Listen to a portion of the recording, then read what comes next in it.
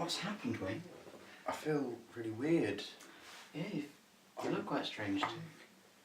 I'm a gnome, but I'm not just one gnome. I'm lots of gnomes. One all of the gnomes. Like a polygnome. Polynomials. Yeah. So, that's what we're on to next. Something new. Something very new. But we've in fact encountered them before. Yeah, not quite as new as we said. Because, well, what is a polynomial, Wayne? Well, it's an equation with x in, where the power of x is greater than, but not equal to, 1. Yeah, so it's every sort of graph apart from linear. So quadratic as well. Yes, so you've got x is the power of n. You now need to know that the n is an index, and if the index is greater than 1, it's a polynomial. Yeah, so we know about quadratics. We need to know about the next one as well. No further yet. Yes, that's way into the future. You need to know what they look like. You do need x cubed. And it's called a cubic. Makes sense. Yep. And it looks, well, something like this. We're going to draw the most basic one, which is just y equals x cubed. And it sort of looks a bit like a dodgy S. Yeah, and it goes through 0, 0. That's backwards. Yes. Yeah. And it goes through 0, 0, and it's quite, it's going to look quite strange. You have to know where it goes through the x-axis, y-axis, like quadratic graphs. Yes, and there's ways of working that out, which we'll go on to next. Yeah. But this is the most basic one, like y equals x squared is just a u, but unfortunately they never come in that form in the exam. No, they often have plus something or higher coefficients to x cubed. So they could look something like this. They don't always have to go through 0, 0, by the way. No, they don't, but they could look something like that. Intersecting the x-axis 3 times and the y-axis once. Also, if it was x equals y cubed and whatever, it would go that way round. So sort of like that, or it goes through Looking y more cubed. like an S like that, I think. Yeah. Yeah. But how do you know which one it is, Wim? Well, if it's y cubed, it goes that way, and if it's x cubed, it goes that way. But if it's negative x cubed, it's upside down, much like, Yeah, like negative x quadratics. squared. You just got to remember what normal one looks like. Yes. So if we draw this axis up again, please, Triv. Alright. I'll redraw the y equals x cubed, and then we'll draw y equals negative x cubed. And that'll just be Everything's just the flipped. flip. Like that. Sort of looks like a timer now. It does. Like an hourglass. So there you go. Yeah. And that's how you draw them. So how do you work out the points of intersection, Triv? I think you factorise it, Wayne. Factorising? I could factorise x squared, that's just 2 brackets, but 3 brackets. That would take an arm and a leg to work out. It'd be bonkers, wouldn't it? I think they have some methods for that, but I think you need to know something first. We do. Translation and stuff about that we need to know before we can do anything. Then factors and remainder theorems. Then how to work it out. So it's quite a hefty video with quite a bit of new knowledge. So let's get on to translations now. Alright. No. Transformations. Yes, except at core 1 we only do translation, so you don't need to worry about stretching or reflection, not just yet. Only the French stuff. So, if we start by translating the most basic type of cubic, y equals x cubed, it looks like that. And we're going to move it, so when you translate graphs, you translate it by a vector. So you can give it a vector of... I'm going to say 5 at the top and 0 at the bottom. So that means the x coordinate changes by 5, in one of these two ways, and the y coordinate doesn't change. But what way does it move, Wim? Well, it's a +5 and +5 is that way, so I think it moves to the right and punches Triv. Well, that quadratics moves to the left and punch Wayne in the face. But we're not on quadratics anymore, we're on cubics, so I think it still moves to the right and punches Triv in the face. I think you're probably right. So the graph moves to the right and punches me in the face, and it goes through this point here, which we know is 5. Because this starts at 0, 0. It does. What does that mean this point is, Wayne? Well, we can work that out. Every x value will be replaced by -5, and this is true if there's more x's. If it was x plus x squared, that x would be replaced, but... It would, because you have x cubed, so it'd be y equals x minus 5 cubed. And when we go through the y-axis, we're at x naught. Yes. So it becomes y equals x is 0, so -5 cubed, which equals minus 125. So that would be that value. That seems quite a high value, it does put you off sometimes, but that is right, there you are. Yes. Yes. So, they might have to draw a slightly more complicated type of cubic graph. Yes, one that doesn't go through the x-axis just once, but in fact 3 times. And you might have this sort of information. You might have x plus 1, x plus 2, and x minus 2. And each of these things is actually a point of intersection with the x-axis. It is. And like we have quadratics, you take the opposite. You do it here, but just one more time. So, with our extra axes, we have a curve that will go through 3 times, but first we should put on the points so that we know where these 3 points roughly are going to be. yep, they're opposite of this one, so it's minus 1, minus 2, and positive 2. And it's going to be a positive x cubed, because none of these coefficients are minus. So it starts from the bottom and does like that.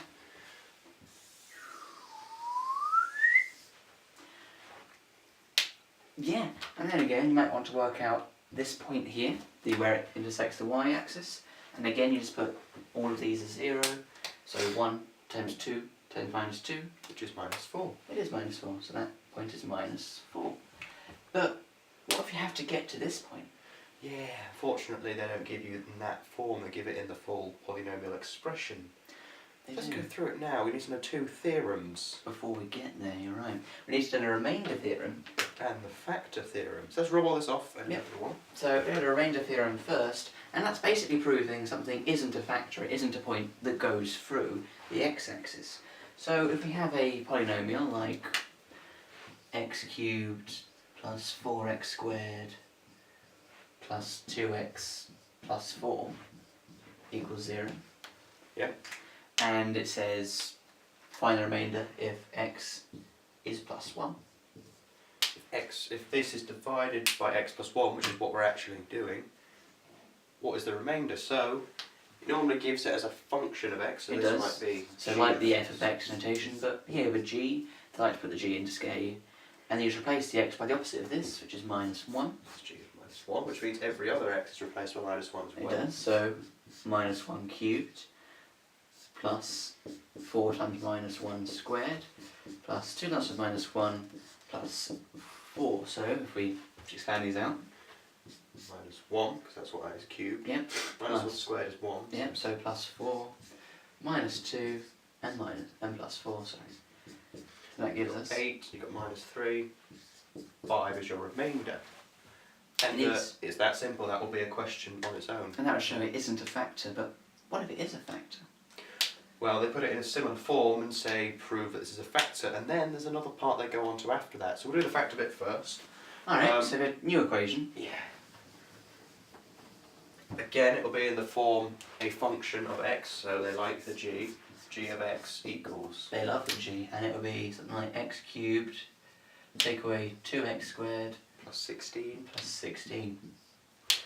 And x plus 2, do we say? Yeah, right. So let's ask, prove that x plus 2 is a factor. So we do the same steps as before. Yep, so it'd be the same as g of x minus 2, or just g minus 2, sorry. And you replace each one of minus 2, so minus 2 cubes, take away 2 lots of minus minus 2 2 squared. plus 16. That's minus 8.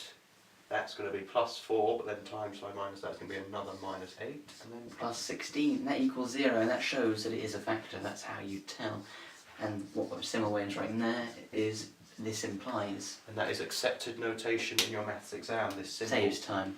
A good mathematician is a lazy mathematician. So, then you might have to use that to find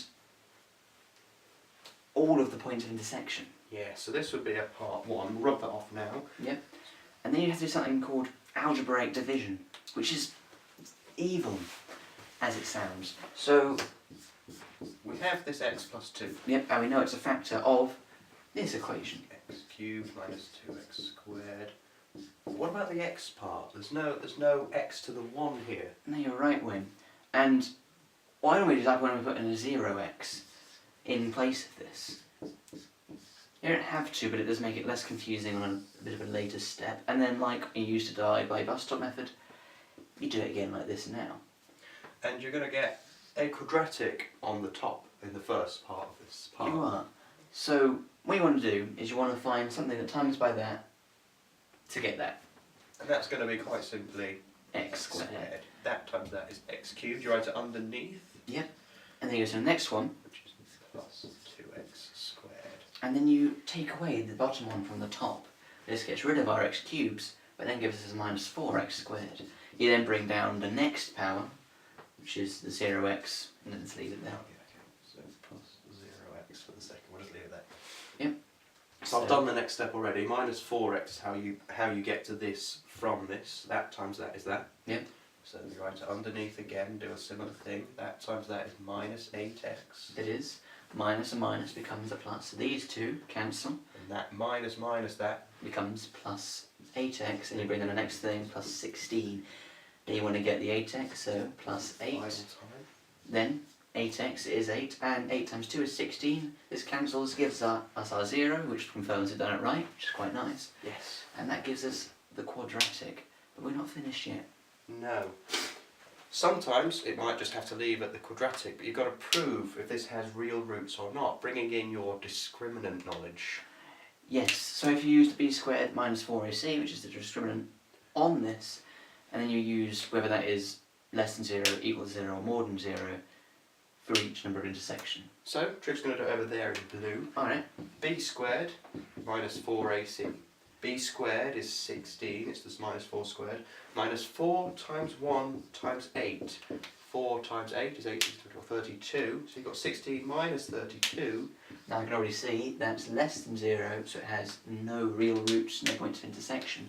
So that means that is our only one. But you still write that as the thing, you do that. That is the polynomial factorised, and that's as good as you can get it. Yes. If this in fact did have 2 points of intersection, you would then factorise that bit, and then you could draw all the points in, yes. like we did before. So this one will just have this point at minus 2, remembering it's the opposite of what's in the bracket. Yep. And that'll be the only point of intersection. So to go like that, and do something like that. Yes. And these are all new things. This dividing These are all new things. is your mark heavy part. And the rest of it you need to know, your factor theorem, your remainder theorem and the translation. As with a lot of things in core 1, this is often a question all by itself. Yep, polynomial question. Somewhere in the middle of the paper normally. Doesn't normally open with it, doesn't normally end with it. Now from question 4 to 6. And now I've done this, are you doing a practice question? Yep, test yourself. Alright, let's crack on. Question time. Test yourself, page 97, question 8 from this book. Absolutely. Yeah, so I'll read it out. You write down bottom information. We'll do it. So it says the polynomial f of x equals F of x. x cubed plus px squared plus qx plus x Plus qx. plus 6. Qx plus 6. Yes, sorry, I misread it the first time. And it says it has a factor of x minus 1, which is a factor. Okay, is it in brackets or what's Yeah. going on? Yeah, x minus 1. And Factor what? It is a factor. it is a factor, so okay.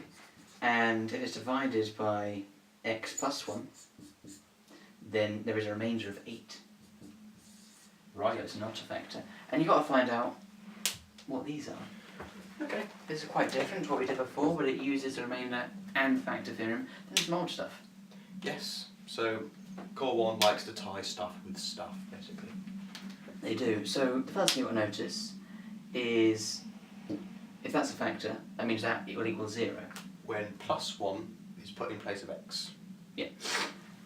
So I'm going to process this information first, before this one. Alright, so we'll do that in red. Okay. So, f of 1, where all of the x is replaced by 1. Yep. 1 cubed is 1, It is. plus 1p Is p. plus. Plus 1q is q plus 6. And that's going to equal 0 if it's a factor, and that's the hard part to notice really. It is. But the next one. yeah, okay, we'll do the next one. I'm going to process this information now, and I'm actually going to do it in blue. Blue, I think is a good idea. I'm going to read you that so you know where I'm standing. Alright, so similar thing, except when it's f minus 1. Yep, the remainder's going to be 8, so it's not going to be 0. Yes, so we just put this in. Okay, f of minus 1. So x raised by minus 1, so minus 1 cubed is minus 1, plus 1 lot of p, because minus 1 squared is 1. Then minus q plus 6 gives us 8. Now that I've done that, I can actually have some equations here that will equal each other. Yeah. We can do what we've done before. You can simultaneously equate them to get rid of one of these unknowns. You can work out the other and then put it back in to work out the last one. So I'm going to do it here next to each one, so again you know where I am. I'm going to rearrange it so that the letters are on one side and the numbers on the other. So you've got 1 plus 6 is 7, and over the other side it's minus 7, yep. And then down here we have different numbers. We have p minus q. p minus q Equals, minus 1 plus 6 is plus 5. yep, Take move it over. It's minus 5, so it becomes 3. So then we simultaneously equate them. There we go. As there's a different sign here, we can add them together. Yeah, or you can minus them and that will get rid of the p. Either It's one up to works. you. Which one do you think we should do? We can minus them. Yeah, we'll minus them. We'll minus that one from that one. Yeah, so actually going to flip this upside down, and I'll put them up again. P minus q equals 3, and p plus q equals minus 7, and I'm going to do that one minus that one, Alright. because I like it that way. Okay, sure. So, start with the numbers or the p's, okay. So p minus p 0. is 0. Minus q Minus q is minus 2q, and then minus 7, or 3 minus minus 7 is plus 7 becomes 10. So that's the same as saying q is equal to 5. Minus 5. Minus 5, sorry. Because that's minus q, you divide that by 2, it gives you minus q equals 5, so q equals minus 5. Absolutely, and we put that back into our easiest equation, so I think the top one probably best. Yeah, I think so too. So p minus 5 equals minus 7, so p must equal minus 2. Okay, so I'll just write that up again here. Q equals minus 5, P equals minus 2. Yeah, and that's pretty much the question. We haven't done a long division one because we covered one, so there you are. And this is from an actual paper, is it not true? Yeah, I think it's 2001. Yeah. As usual, we try and do that. Now I've done this, then you should go on to the summary. Alright, I'll see you there. Summary time. Yes, indeed, yeah. So we did polynomials. We did, that's chapter 6 of the book. It is. Started off, what is a polynomial? Well, it's not you being all the knowns. It isn't. No, that was a bit confusing, really. It's next to the n when it's greater than n is greater than 1. Yep, so quadratics are in fact polynomials. Yep. You don't do the division thing with quadratics, you do what you do in the quadratics chapter with quadratics. Yeah, you do the dividing of the stuff with the cubics. Yeah. That made sense. It did. So we learned about the factor theorem and the remainder theorem and how to draw cubics. How you know if it's positive, like that. If it's negative, it will start upwards and go the other way. Yeah, you start going downwards, which makes sense. Yeah. Um, We did the division thing, then we did a question. That was pretty much all of polynomials, to be honest. yeah, it's quite simple. They just ask you pretty much what we did. They can't ask you anything else, really. Yeah, the bigger polynomials with x to the 4 and x to the 5, you do later on in differentiation and integration. But you don't do the dividing thing or any drawing or anything like that. So that's alright. You just got to know what differentiation and integration means, but we'll get to that. We will indeed. But for now, that was polynomials. It was. So, we'll see you at the next chapter. Alright.